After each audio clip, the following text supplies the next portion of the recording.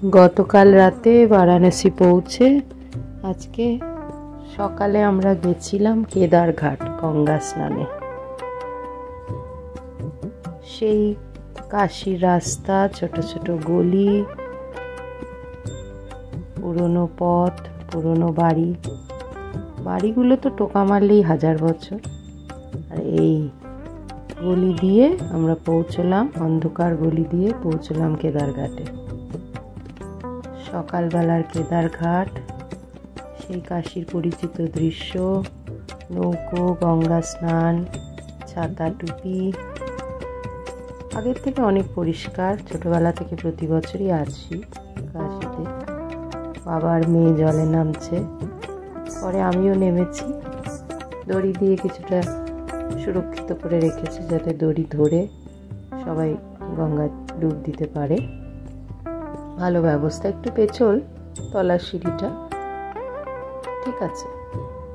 সবাই চট করে গঙ্গায় ডুব দিয়ে এসে জামা চেঞ্জ করার জায়গাও আছে, তবে আমাদের সেটা প্রয়োজন হয়নি। আমরা গঙ্গায় ডুব দিয়ে ফিরে এলাম হোটেলে। ওদের ডুব দেওয়া হয়েছে, এবার আমিও ওদেরকে জয়েন করলাম। আর আমাদের পরিচিত একজন হোটেলেরই নেবারকে বললাম একটু ভিডিওটা তুলে দিতে। সকালবেলা ভোরবেলা গঙ্গা স্নান, খুবই ইউনিক একটা অভিজ্ঞতা, খুব ভালো লাগছিল। একসাথে ডুব দিলাম, ডুব দিয়ে উঠে এলাম। এই আমাদের অতি পরিচিত কেদারঘাট, পাশে হরিশ্চন্দ্র ঘাট, এই পাশে অসি ঘাট। মোট ঘাটের সংখ্যা 84 এবং প্রতিটা ঘাট একটা ইতিহাসকে বহন করে। এক অপূর্ব অভিজ্ঞতা, অন্যরকম ফিলিং। ফিরে এলাম আবার ওই অন্ধকার গলিপথ দিয়ে। বেনারসে দ্বিতীয় দিনে সকালের কাজকর্ম সেরে বিকেলে আমরা এলাম দশাসমেত ঘাটে।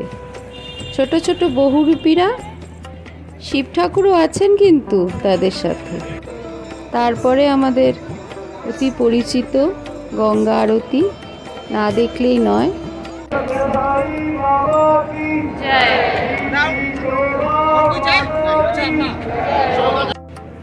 গঙ্গা আরতি শেষে মামুনির জয় যেন গায়ে কাটা দেয়। রাতের গঙ্গা শান্ত স্নিগ্ধ, সাথে একাধিক আলোকিত ঘাট এবং বিশ্বনাথ মন্দিরের করিডোর, সব মিলিয়ে কাশী বা বারাণসী এখন আরও বড় আকর্ষণ। অবশেষে ভিড় ঠেলে আবার বেরিয়ে এলাম। এই ছিল দ্বিতীয় দিনের শেষ। বেনারসে তৃতীয় দিনের আইটিনারিতে ছিল বিশ্বনাথ দর্শন। তীর্থস্থানে এসে তীর্থপতি না দেখে তো যাওয়া যায় না। কিভাবে যাওয়া ফাইনালি ঠিক হলো, কম হাঁটা পথ। তাই কেদারঘাট থেকে নৌকা করে আমরা নতুন করিডোর দিয়ে উঠব।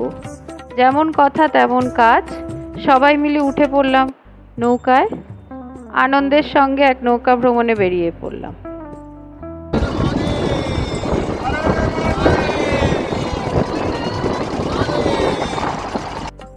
হর হর মহাদেব করতে করতে আমরা পৌঁছে গেলাম নতুন করিডোরে। সুন্দরভাবে হলো পুজো। হুইল চেয়ার দেখে কেউ ঘাবড়িও না, এরা স্বামী স্ত্রী দুজনে একই হুইল চেয়ারে চড়েছে। তারপরে আশ্রমে পংক্তি ভোজন, সন্ধ্যা আরতি, অবশেষে ক্লান্ত শরীরে যে যার গন্তব্যে পাড়ি দিলাম।